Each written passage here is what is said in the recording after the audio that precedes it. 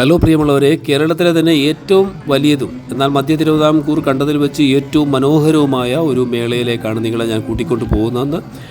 തുടങ്ങിയ അന്ന് മുതൽ, ഈ മേള തുടങ്ങിയ അന്ന് മുതൽ ഇന്നിപ്പോൾ 3-ാം ദിവസമാണ് ഞാനിപ്പോൾ വീഡിയോ ഷൂട്ട് ചെയ്യുന്നത്. ഇപ്പോഴും ഇവിടേക്ക് നിലയ്ക്കാത്ത ജനപ്രവാഹം, കേരളത്തിൻ്റെ വിവിധ ഇടങ്ങളിൽ നിന്നും വിവിധ ആവശ്യങ്ങളുമായി ഇവിടേക്ക് ജനപ്രവാഹമാണ്.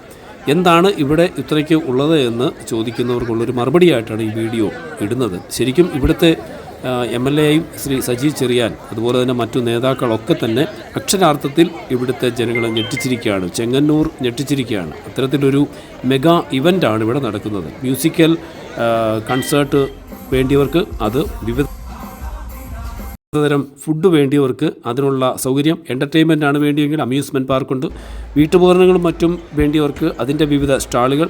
അങ്ങനെ വിശാലമായ ഈ ഒരു ജില്ലാ സ്റ്റേഡിയത്തിൽ ഒരുക്കിയിരിക്കുന്ന ഈ ഒരു ഫെസ്റ്റിലേക്കാണ് നിങ്ങളെ ഞാൻ കൂട്ടിക്കൊണ്ടു പോകുന്നത്.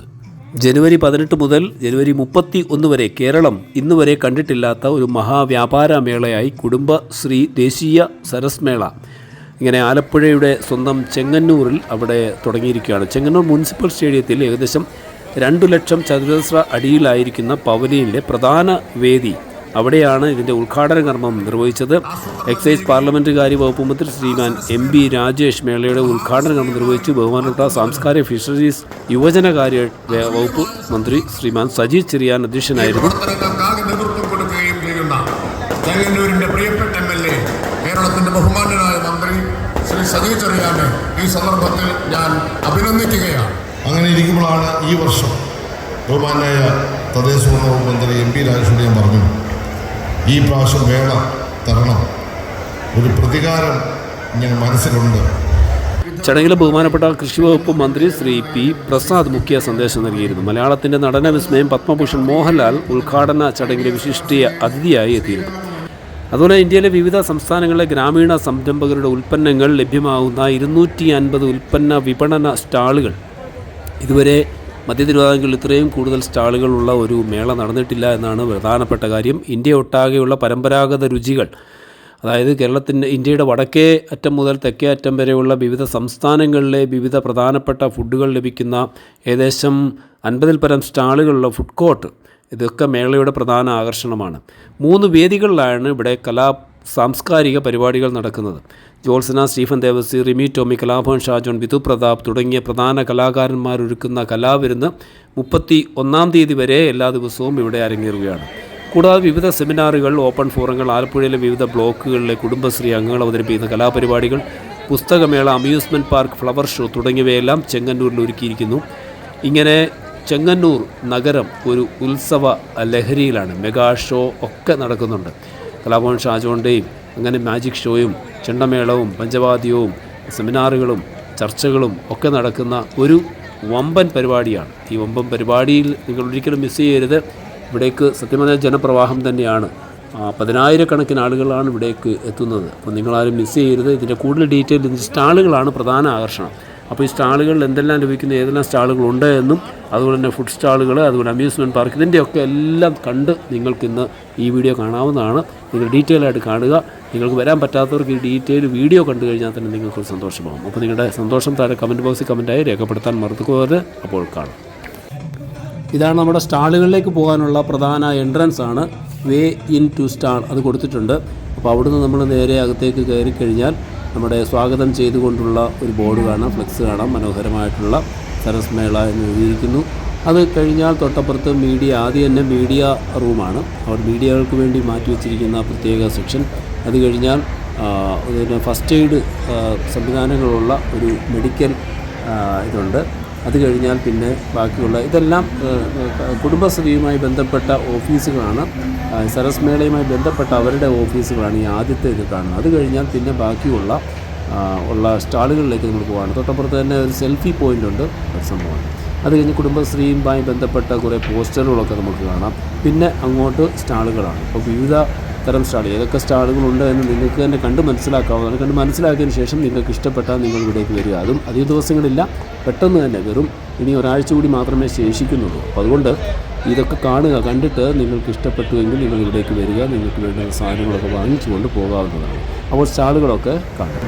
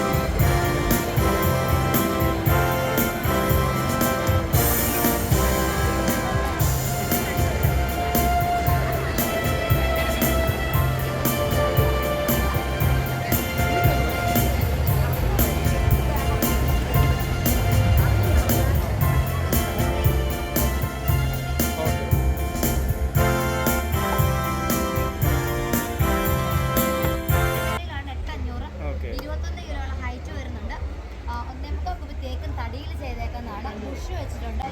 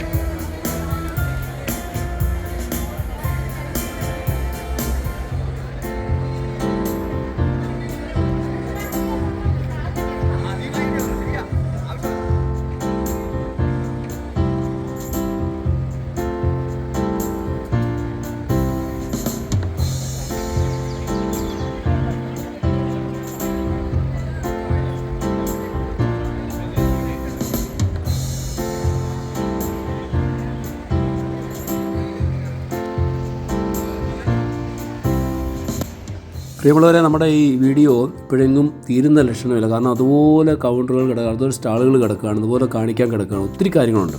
അപ്പോൾ ഈ വീഡിയോ ചെറിയ രീതിയിൽ ഇവിടെ വൈൻഡപ്പ് ചെയ്യുകയാണ്. ബാക്കിയുള്ള സ്റ്റാളുകൾ അടുത്ത എപ്പിസോഡിലായിട്ട് നിങ്ങൾക്ക് കാണാവുന്നതാണ്. അപ്പോൾ അടുത്ത വീഡിയോയ്ക്കായി നിങ്ങൾ വെയിറ്റ് ചെയ്യുക. അപ്പോൾ ഇപ്പോൾ ഈ വീഡിയോ വൈൻഡപ്പ് ചെയ്യുകയാണ്. Thank you.